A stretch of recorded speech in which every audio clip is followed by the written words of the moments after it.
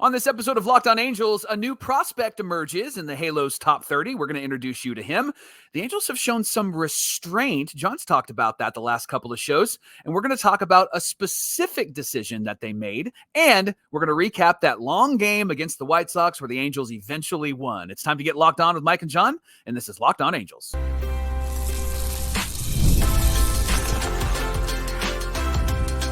You are Locked On Angels, your daily Los Angeles Angels podcast. Part of the Locked On Podcast Network, your team every day. Thanks for making Locked On Angels your first listen of the day. You can find us anywhere you get your podcast, including Apple Podcasts, Spotify, and SiriusXM by searching Locked On Angels. And if you'd like to get back to the Super Halo Bros for all this Super Halo content, here's some things that you can do. Leave us a rate and a review on Apple Podcasts. If you're watching on YouTube, hit that thumbs up button. And if you're not subscribed already, please subscribe and become a Locked On Everydayer. And whether you're watching or listening, come over to YouTube, leave a comment. It's one of the best ways to get in touch with us and be a part of the conversation. And today's episode of Locked On Angels is brought to you by FanDuel. Now through September 22nd, all FanDuel customers can bet $5 and get a 3-week free trial of NFL Sunday Ticket from YouTube and YouTube TV. Just visit FanDuel.com to get started. Thank you for being here for this episode of Locked On Angels, where it's your team every day. You've got the Frisch Brothers here with you, a.k.a. the Super Halo Bros. My name is John, and that's my brother Mike. And my name is Mike, and that's my brother John.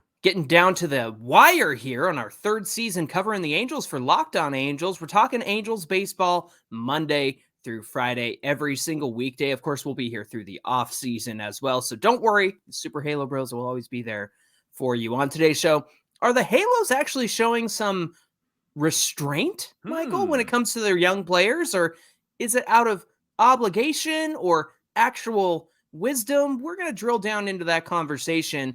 There's a new top 30 prospect for the Halos. We're going to introduce you to him in the final segment. But first, oh boy, did anybody else have to have their eyes pried open to finish that 13-inning extra innings game against the White Sox? Fortunately, Mike, the Angels came away with a 4-3 victory. Let's talk about it. Yeah, Locked On Everydayer Dave Diller texted me, and he had a picture of the Sox and the Angels, and it talked about how terrible they are. And I just responded with some of the best lyrics that Tina Turner has ever sang, and it's this: simply the best, better than all the rest, right? We are the best at losing. That's who we are, but we did get a victory yesterday. You know, I'm pretty sure in a group chat, I'm with a Giants fan and an A's fan, and then me, an Angels fan, and you know, they sent the White Sox versus Angels, what they're playing to not lose, right? And I said, well, funny, out of the three of us, we're the only ones without a 100 last season out of our three teams. That's funny. Interesting. How about that? Here we go. All right. So, Johnny, let's talk about Eric Wagaman. He's been somebody that has been in the Angel news and has been pretty impressive, right? I know that he's starting to show some signs to hit well with the bat, playing some defense.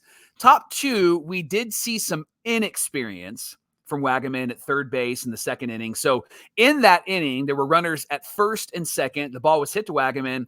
He could have stepped on third, or he could have tagged the runner. Instead, he threw to first, and he pulled Kochanowicz off the bag. And so that was one of the first times. I know we have a small sample size of Wagaman. That was one of the first times where you were like, okay, there's still some growth and some learning that needs to happen. Not a lot of third base in his history. And Kochanowicz like 6'4". So for him to jump up to catch that ball is, you know, it was a high throw. Fortunately, Kochanowicz got out of the inning. He got a strikeout to get out of that situation. And that's a decision-making moment, right? Like you have to decide what you're going to do instantly. And you can tell he was hesitant. Do I tag the bag? Do I tag the runner? Do I throw to first? And that's what happens when you throw the ball wide or you miss a bag. It's because you haven't fully committed to the decision. And so that's just growth for Wagaman. Yeah. I did see a stat, and I know that it's inevitable, but I did see his stats up against Anthony Rendon's stats. So it is nice to have a third baseman that actually is doing something on the field, out there, right? Yeah. Something on the field. Top of the fourth, the White Sox scored. It was Andrew Vaughn hitting a solo home run on the first pitch. It was a sinker.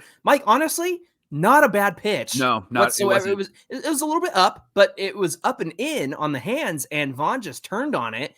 And then it was 1-0 for forever. It was like, are the Angels going to pick up Kochanowicz? And speaking of which, Kochanowicz had 5 strikeouts in this game. What I noticed and what I liked was the fact that he was throwing the four-seam in with the sinker. I mentioned last time he went out there, got way too predictable with the sinker, and he was mixing speeds and mixing the eye level as well. He got 3 Ks at the top with the 4-seam, 2 Ks with the sinker. One of them was down. One of them was away. 9 ground ball outs for Kochanowicz. Listen to this line. 7 innings pitched, 5 hits, 1 earned run, 5 strikeouts, and no walks, Mike. In fact, he put himself with some good names in Angels history. 6 quality starts in his first 9 big league games. He's the 8th Angel to ever do that.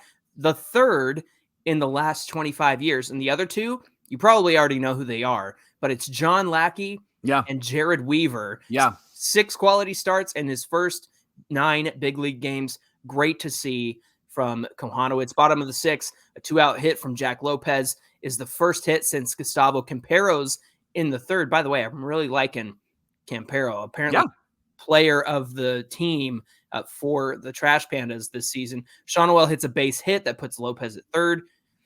And then Drury grounds out. The only chance the Angels had to score so far in this game. Got to give it up, though, to Jack Lopez in this one. He stepped in for Neto at shortstop, covered a ton of ground, made some great sliding stops. There was one where the ball, he couldn't make the transfer. A great moment in the 7th where he took it to the bag himself and then threw it to first for the double play. Kochanowicz got so many double plays behind him, and a lot of that was Jack Lopez. Yeah, Kochanowicz only had 79 pitches in this game, John. I know. He could have gone. He could have gone. I know that they took him out at the right time because he's still learning and developing. John, he's in pen in my starting rotation in 2025. Oh, 100%. Yeah. Based off of what he's done. I know it was the White Sox. I know that they're a terrible team, but he won me over, not because he's dominating this really bad team, but because I see him pitching smart. I see him not letting the moment get to him. He, a guy gets on base and he knows, all right, I'll just get a sinker here and get a double play. And that's the kind of attitude I really like to see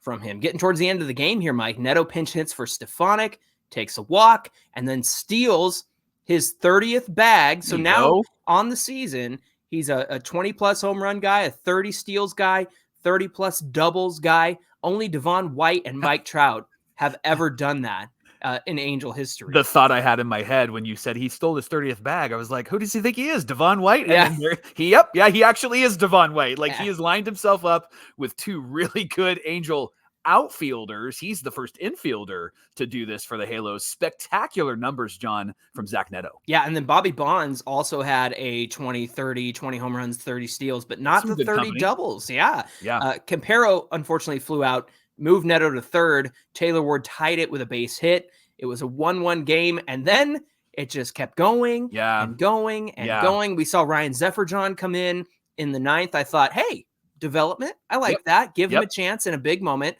Wayne Randazzo actually referred to something that Zefferjon said, and he said there's no difference in pitching in the minors or the majors. You just have to throw strikes. And I love that attitude because that's what they've been preaching since day one. There is something about these pitchers that they have brought in or they have drafted. Perry guys or Perry traded guys that have come in, and they all kind of are beating the same drum. It's a different note, but they're beating the same drum. They're all saying like, I know what I need to work on. I know what I need to fix. You ain't seen nothing yet. Or I just got to throw strikes. Right. I love that this is the mentality instead of before where it's like, I'm really trying to get a little twist on my curveball. Or just a flat out, I don't know. I thought I did pretty good. I thought I was good. Yeah. I'm Jose Suarez. I thought I pitched well. I thought 7 earned runs was great. Yeah. Mike, the extra innings came at this point. Carson Fulmer was in. There was a sac bunt that moved the runner and then a fly out to Adams, who had an incredible throw, and Ohapi couldn't handle the hop. Pun intended. And so the run scored. Bottom of the 10th, the Angels are able to tie it up. And so, of course, it ends with a Drury ground out. Terrible. And so even though they had more opportunities to score, Kenny Rosenberg back with the Halos comes in, gets a bunt that's popped up for an out, a strikeout, and then a base hit scores the ghost runner. So here we go again. 2-out base hit. Moniak is pinch running as the ghost runner in the 11th. Wagaman hits an RBI single that drives in Moniak. Ohapi pops out. Adams walks. Neto grounds out back to the pitcher, and then Campero struck out. Rosenberg is still in at this point. He gets a ground ball. Moncada moves to 3rd. Zuniga comes in, gets a strikeout with 2 outs. Dominic Fletcher's intentionally walked. Hey, Dom, it's David Fletcher's younger brother. Then a ground out to short. So in the bottom of the 12th, this is the first time that it's tied and the Angels don't have to score that ghost runner to keep the game. Right. They could actually score the runner to win the game. Campero is the ghost runner. Ward strikes out. There's a pitch timer violation that walks Charles LeBlanc. Shawnuel pops out to first. He popped out on the first pitch, which was really frustrating. Then Moniak's up, Mike, and he gets a 4-pitch walk from Enyel De Los Santos. Yeah. Isn't that the guy you were talking about that you wanted preseason? He ended up with the Yanks. Yeah. And somehow he's with the White Sox now. I guess he got let go or traded or something. But Moniak never had to swing the bat. And we didn't know if he could swing the bat because he's got that hurt hand. So that made the bases loaded. Unfortunately, Wagaman put a charge into it, but it ended up being a long fly out. That took us to the top of the 13th. And you wanted to do this show earlier. And I was like, well, maybe let's do it later. And it turned out we couldn't do it at the time we wanted to because the game was still going, right, Mike? I was watching it on Game Time while I was at work. And when I saw that Wagaman had a meatball pitch that he crushed to center field, I was like, well, that's good. But then it said out, right? And so that's the thing about gameplay is that Game Time, they always they let you know what's happening immediately. So there's no tease. There's no like, did he hit it out? What happened here? 13th inning, John. Top of the 13th, Quijada comes in, and this guy, Sam Blum tweeted, he's just a lot of fun. He's got a flair for the dramatic. And in fact, Halo sister Swilly Sports said, he's so dramatic out there. Yeah.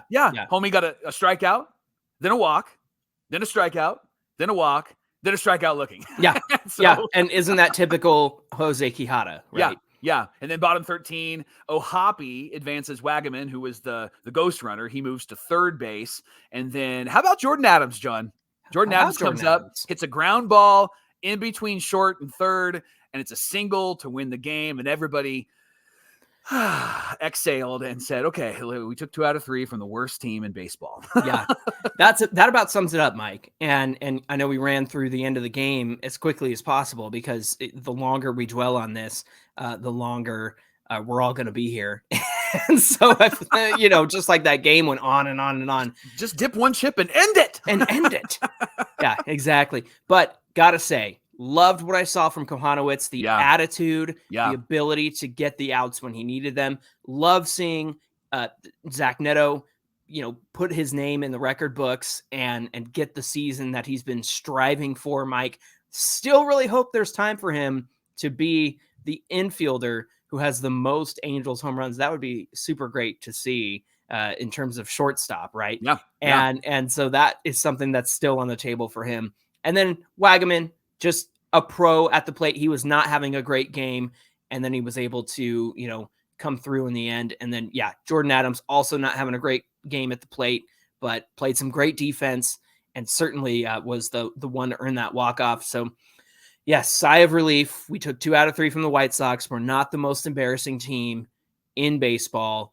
I heard on the broadcast, I believe it was a 1-0 victory for the White Sox over the Braves earlier this season. So I was a little concerned when it was still 1-0 for so long, but happy the Angels were able to walk away with the victory. Hey, thanks for making Locked On Angels your first listen of the day. The Angels are playing the Astros in Houston at the Juice Box, 5:10 Pacific time, this jigsaw puzzle of a stadium. You can catch every pitch of the Angels hometown broadcast on SiriusXM with the SXM app. Just search Angels. Coming up on Locked On Angels, we're going to share with you a new name that entered into the Angels' top 30 prospects. We'll talk about him coming right up.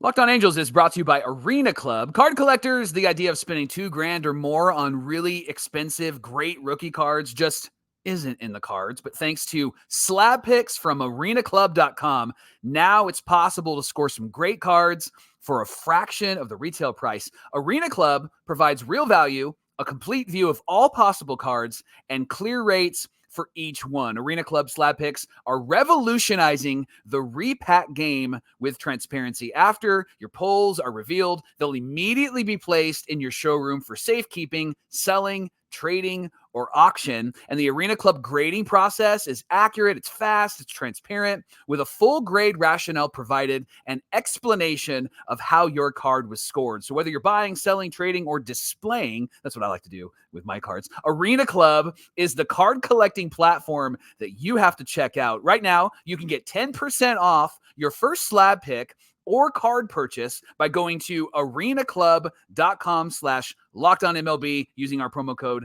LockedOnMLB. That's arenaclub.com/LockedOnMLB using our promo code LockedOnMLB. Get 10% off your first purchase. This is the Locked On Podcast Network, where it's your team every day. And everydayers, we are inviting you to join us at the Ohapi All-Star Bowl on October 5th at Cal Bowl in Lakewood. We're going to be there. Logan Ohapi's going to be there. He's bringing along his teammates as well. And we're all bowling for a good cause because we're raising money for Corey's Promise. It's a nonprofit organization that helps to offset the financial burden that families go through as their children battle pediatric cancer. So it's a really great cause. Saturday, October 5th at Cal Bowl in Lakewood from 1 to 4 p.m. Again, Logan's going to be there. His teammates are going to be there. And if you want to be there, grab your tickets in the episode description in the link there. You can click that link, get your tickets, and when you check out, use our promo code BROS, BROS at checkout so that you can get $50 off your ticket. We're so excited to see you there. We can't wait to meet you. We can't wait to bowl with you and bowl with some of the Angels as well. And Mike, this just in, we're going to have some Halo Bros merch at the Ohapi All-Star Bowl, and we're going to be giving that out. So if you guys want to get some Super Halo Bros merch, you can always click the link in the episode description. You can buy some merch there, or you can come to the Ohapi All-Star Bowl and get some from Mike and John. We'll be there. We'll be handing it out. We can't wait to see you there. You get to wear our faces. It'll be so much fun. Hey, Johnny, we got word from the Halos that Sam Aldegheri was placed on the IL because of blisters. Wash said that Aldegheri had blisters on his middle finger prior to his last outing, but it wasn't until his last start Friday that it interfered with his performance. And we all kind of wondered, like, he was doing good, but then that start really struggled, right? Yeah, big time. And Wash said it was affecting his command. You could see that. And rather try to push him out or try to get him to get prepared and ready for the next two starts, they decided that they're going to let it heal and give him a break. I want you to comment on that in just a minute, John. Mm-hmm. Aldegheri, his performance, his first couple of starts were great. And then he had that one really difficult start with a blister. And even that first start with all the runs that happened wasn't really his fault, right? Sure. And so Wash said, I thought he was very impressive. I liked his composure. He definitely is a command guy, which is why that blister really is an issue for him. He said the other night he didn't have it, but he's got a bright future. Johnny, this decision kind of reinforces something that you've brought up a couple of times on this show. You've used the word restraint. The Angels have recently used some restraint with some of the players, not saying, hey, let's throw them to the Wolves and see what happens. Part of that might just be that we're not trying to get to the playoffs. Shohei isn't here. All of those factors, right? But do you think that this decision was a sign of wisdom in restraint for the Angels, or was this more of an obligation? Like we just have to because we don't want to, it's young arm. Is it typical Angels, or is there some growth in this organization that we're seeing? Man, I think that there's some combination of all three of the things that you said. And the reason why I'm encouraged by the likes of, Aldegheri's going to go on the IL, or he is on the IL. Caden Dana's season is over because they don't want him to, I don't know, what was the phrasing they used? It was, they don't want bad vibes, when he's struggling out there and get that into his head. And I think about the fact that, Christian Moore's not going to be called up. He's actually going to be going on to some more player development stuff in the offseason, and he's headed that direction. And so it got me thinking about, okay, this actually seems pretty nice considering the fact that in years past, the Angels, out of desperation to get Mike Trout to the playoffs or Shohei Ohtani to the playoffs, or, we've got Pujols and Trout and Upton, and those are veterans. We need to get all of them to the playoffs.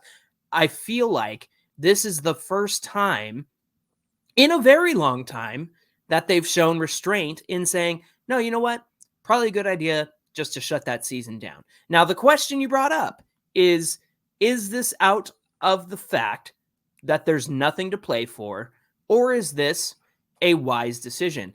And Mike, you might be surprised by my answer, but I think it displays some wisdom in light of the fact that there's nothing to play for. Because I feel like even if there was nothing to play for, this is the right decision, because I feel like they would do this in years past. I know they brought up Kochanowicz last year, and even then, when Kochanowicz came up, it was pretty clear the Angels were not going to be able to make a wild card spot. At that point, they had already lost so much at the beginning of August that it was like, well, you just played yourselves out of a playoff spot, even though you went all in, quote unquote.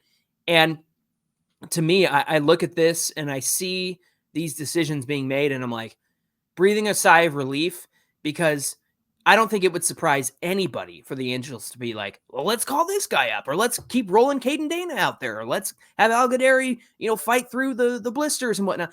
And so to me, to see that attitude change is a positive sign. I don't necessarily think it's all kosher. It's all well and good with good intentions, but it is a step in the right direction, because there's nothing to play for. You don't need to rush these guys. Let them have their off seasons. Let them be good at things. Mike, I even think, like, if Caden Dana is competing for a spot in the rotation next season, then he's got to compete. I don't think he's a shoe-in. I don't think Aldegheri is a shoe-in. I think Kochanowicz has earned his spot. It's somebody that I would like for them to count on. But you see the difference, right? You see Kochanowicz and what he's doing. You see Caden Dana and what he was able to do in that first start. And then, the next two starts, not so great. Aldegheri, same thing. Obviously, the injury got to him as well. But I just, it feels nice to leave this season without, like, well, there's your answer. You got to have Dana in the rotation. You got to have Aldegheri. No, I don't think we have to do that. And I'm pleased to see that. How do you feel about all this stuff? I think if Perry Minasian was not re-signed, different decisions would be made. Ooh, that's a really good angle. Yeah. I think that Perry Minasian is looking at, okay, I want to have a healthy, strong, young core of players that I brought in, and I want them to be ready to go day one. I want them to be ready to play in spring training and then give an opportunity to be at the major league level. Instead of kind of gathering the pieces, like when you would clean up Legos and you're trying to put them back into the box, right? You pick up a handful of them and a few of them would fall out. Sure. I feel like that's how it's been for Perry Minasian since he's got here. He's got some of his Legos in his hands, and then he's got other Legos that are falling out that really don't belong to him, but he's got to get them in the box, and they're not really built, and they're not really put together. And I think that these decisions are really based on him going, I now get to really put my fingerprints on this team. And so I want my guys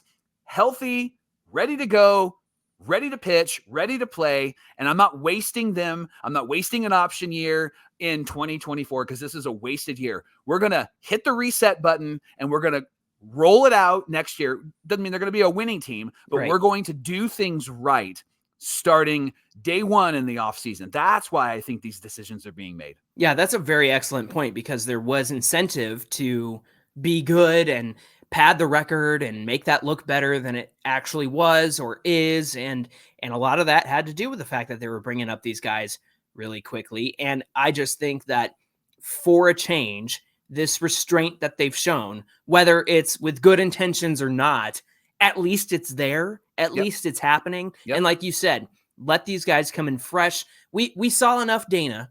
We saw enough Aldegheri. We're seeing enough Wagaman, and we're seeing enough Kochanowicz. These guys are either sinking or swimming, and it's okay if they sink. Because Dana's 20 years old. Aldegheri's a young guy, and he has an injury, so it's okay. Christian Moore, we don't need to see him at the end of the season. It would have been fun. It would have been nice. But given the knee injury, given the way things played out, I think it makes a lot of sense the ways that the Angels are handling it. Doesn't mean I trust the organization. Doesn't mean I'm putting my full faith in them to always do the right thing. But like you said, I think that Perry Minasian would like to have his pieces have a fresh start and legitimately compete for spots next season. Locked On Angels is brought to you by FanDuel. FanDuel is America's #1 sportsbook, and they've got a little something for you. Now through this Sunday, September 22nd, all FanDuel customers can bet $5 and get a 3-week free trial of NFL Sunday Ticket from YouTube and YouTube TV. Then with a YouTube TV base plan, you'll be able to watch every regular season out-of-market Sunday afternoon game. Whatever game you want to watch, it can be yours in your home because of YouTube TV. And the gift from FanDuel, all you need is a Google account, a current form of payment, and you can cancel at any time. Just visit FanDuel.com to download America's #1 sportsbook. Outfielder Rio Foster has joined the Angels' top 30 prospects list, and that's because Jack Kochanowicz has graduated to the majors. Mike, who is Rio? Does he dance on the sand? Is that who we're talking about here? His name is Rio. Yes, and he dances on the sand. So Rio this season, Johnny, hit .377 in 19 games in Single A. His scouting grades lay out this way. He's got a hit tool. 377? Are you kidding me? Yeah. 370 in Single A? Yeah. Okay. But in 19 games. So it is a small sample size. All right. Yeah, small sample size. But he was making contact. It's better than 177. That's absolutely. For sure. Absolutely. Now, here's how his scouting grades lay out. He's got a hit tool of 45. Mm-hmm. He's got a power tool of 50. A run tool of 55. Arm is 55. Fielding 50, and his overall grade is 40. Okay. So he is somebody that isn't going to stand out, right? Okay. But he is somebody that is improving. He was drafted in 2023, he signed for $100,000. He was in the 16th round, drafted out of a junior college in South Carolina. He got his feet wet at the Arizona Complex League and then moved up to a full season of ball and kept performing well. And he finished the year in 2023 with a combined 886 OPS over 76 games. So it's a good OPS, right? He's 6'3". He's a right-handed hitter, and he's got a good combination, Johnny, of athleticism and raw power. So his power over hit profile is something that he has. So he can crush it more than he'll make contact, but he does need to cut back on his swing and miss. His strikeout rate in 2024 was 26%. Ooh, okay. Well, Lindsey Crosby, of course, somebody that we very much trust, former host of Locked On MLB Prospects, says your power tool is only as good as your hit tool. Yeah. And he's got a 45 hit tool. He's got a 50 power tool. But Mike, the run tool is 55. The arm is 55. Yep. And his fielding is 50. And he typically plays left field and right field. Seems like a good defensive option and a speed threat as well, who can give you a little bit of pop. That's interesting. Yeah. So he does strike out a bit much, but here's what's great. He offsets his strikeouts with some patience at the plate. He did have a 12.6 walk percentage in his plate appearances this last season. He needs some refinement on his approach so that he can kind of tap into that raw power a bit more. And you mentioned the speed. He's got a lot of speed on the bags, but he doesn't necessarily profile into a huge speedster, but could be somebody that will be a threat on the bag and won't necessarily be in center field because he's not as fleet of foot as some other defensive players. He's played the corners during his first full season, and he's got an above average arm strength that looks good from each of the corners. And Johnny, he's got power, raw power that gives him an opportunity to maybe play a very athletic right field type of player. So Johnny, Rio, watching him kind of reminds me of the Jordan Adams, Joe Adell type of player. You know what? You brought that up, and I'm glad you did, because the way that they're describing him from MLB.com, the fact that he's a athletic right fielder type, I get worried. I get worried and a little bit of Billy Epler PTSD when I see, he's an athletic dude. And I'm like, but does he have the know-how? Does he have the baseball sense? And look, I understand the strikeouts are going to be there, especially when you're a young rookie or a young player first making a splash in the minors. But to see that he walks, over 12.5% of the time, I think that's important. You mentioned it. It feels like a Jordan Adams, Joe Adell type. I even looked back at Justin Upton when he was coming up, because as I was reading this, I thought, I wonder how similar he is to an Upton. And the truth about Upton was when he was in the minors, he did strike out a lot less. However, similar numbers in terms of the slash line that Rio Foster was able to put up this year. Again, that's across the ACL, the Arizona Complex League, not the knee injury, and rookie ball, single A rookie ball. So that's fortunate as well. So again, yeah, I would say Jordan Adams, Jo Adell type of player who, here's something, Mike, now that things have changed somewhat from what they used to be and how the minor leagues were coached and how, development took place, it seems like the Angels have been able to invest more in development.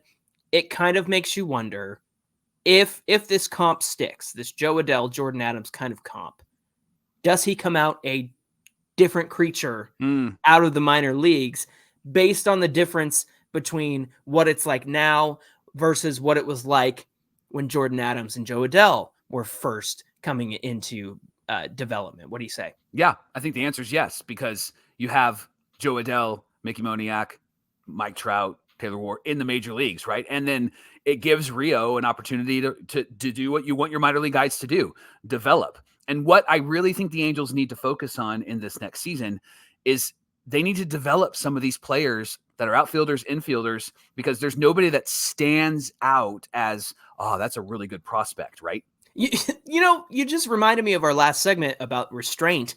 And I think the worst example of restraint, it comes from a Billy Epler year. And it was 2020, Mike, when the Angels wanted a shot in the arm to help get them into the pandemic postseason when everybody and their mom had a chance to get into the postseason. Yeah. And they brought up Jo Adell at 20 years old. And I understand they wanted to do that because there weren't real games taking place in there were no minor leagues happening. Yeah. It was like practice games, the intra-squad games kind of thing. But also they did want a shot in the arm. They did want Jo Adell to come up and perform, and he was in way over his head. Yeah. So that's an example of a lack of restraint. That's probably the worst example the Angels have shown. And so for them to be able to take their time with Rio Foster, see how he develops, maybe get the strikeout rate down, maybe help his hit tool so that he can hit for power. Again, the philosophy of Ron Washington is trickling down through the system. That's something that was established at the very beginning of this season. And I think that, if it's a philosophy of you got to make contact, you're strong enough to hit the gaps, you're strong enough to hit a home run every now and then, but you got to make contact. I think that's going to be the most important thing. I'm interested to see how Foster comes out of the system and if it's different and better than how Jordan Adams and Jo Adell have come out of the system. Thanks for making Locked On Angels your first listen of the day. Now for your second listen, check out Locked On MLB with our friend Sully. He's going to get you prepared for the Fall Classic, and he also has so much wisdom when it comes to baseball. You'll love his show. He's available on YouTube or wherever you get your podcasts, and he's a part of the Locked On Podcast Network, where it's your team every day. Hey, be sure you give us a follow at Locked On Angels on Twitter and at Super Halo Bros on Twitter and Instagram. Whether you're watching or listening, come on over to YouTube, find today's show, get in the comment section. And if you really want to help us out, hit that like button and subscribe button. Help us get in front of the YouTube algorithm and in front of other Angel fans so that they can be part of Locked On Angels as well. Mike, what do we have on deck for tomorrow's show? It's Fan Mail Friday, and we would love to hear your thoughts on two things. One, do you think the Angels are showing great wisdom or out of obligation making these moves with these young guys? Two, is there anybody in the top 30 prospects outside of pitching prospects that you think we should pay attention to and other everydayers should pay attention to? We mentioned Rio Foster. Is there anybody else, other hitters, infielders, that you're like, hey, what about this guy? I know Kyron Paris is there. You can talk about him if you want, but give us some names. We would love to hear from you on those two things tomorrow for Fan Mail Friday on Locked On Angels. All right, we're looking forward to hearing from you. Again, you can reach out to us in the comment section on YouTube, on Twitter, on Instagram. Send us a DM. We'd love to hear from you there. Until then, my name is John, and that's my brother Mike. And my name is Mike, and that's my brother John. Thanks for being here with us, everybody, and we'll see you back here on Friday. Been working on my bowling skills. That's right. Remember, you got to shake the hand with a pin. You can't go sideways. Your thumb has to be up.